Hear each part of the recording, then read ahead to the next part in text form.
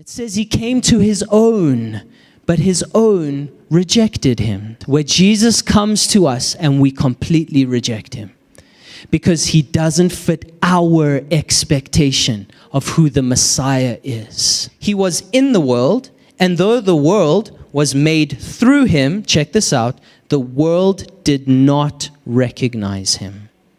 He came so that came to that which was his own, but his own did not receive him.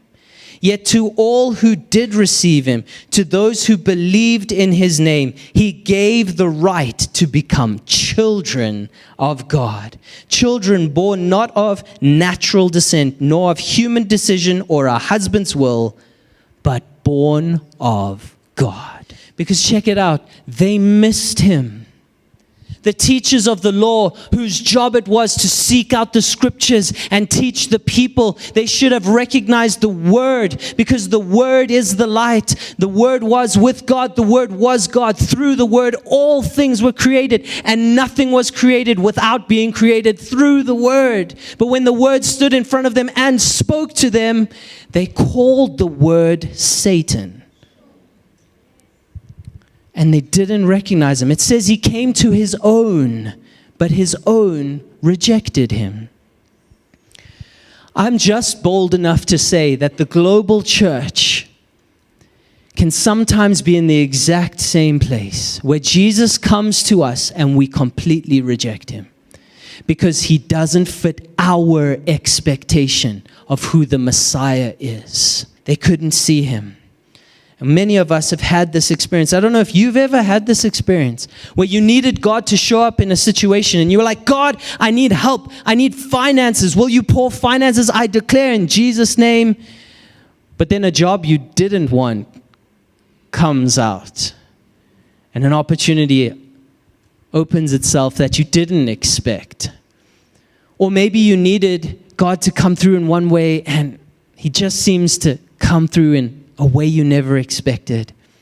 I believe today God is setting us up, not just to learn who Jesus is and to gain a fresh perspective and understanding, but to set us up to recognize in the future Jesus' work in our lives. That every time he comes and he speaks to us, we hear his voice so clearly, that we recognize the fingerprints of Jesus in this world and in our own lives, so we can follow his voice. In this moment, in our world that we live in, to know and recognize the voice of Jesus is more important than it ever has been before. And so we take away all our different thoughts and we allow Jesus to take center stage. He's so different to who we think he is.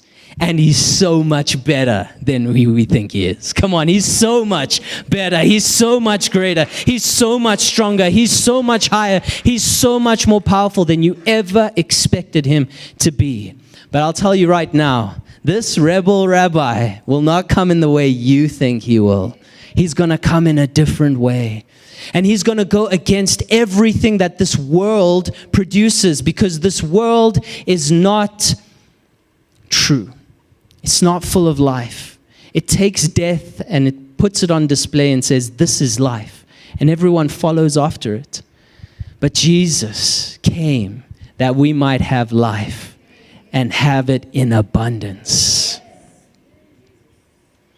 And after so many years of building up an expectation of who the Messiah would be, Jesus came in a way no one would understand.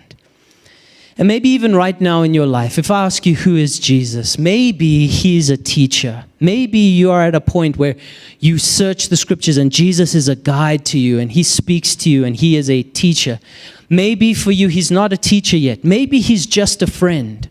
Because we don't serve a God who is far away, but one who is close, one who empathizes and knows us. And some of us don't need someone to come and tell us what to do. We just need someone to understand who we are. We can get to the changing bit a little bit later, but for now, we need someone to be a friend. Maybe Jesus is a support to you.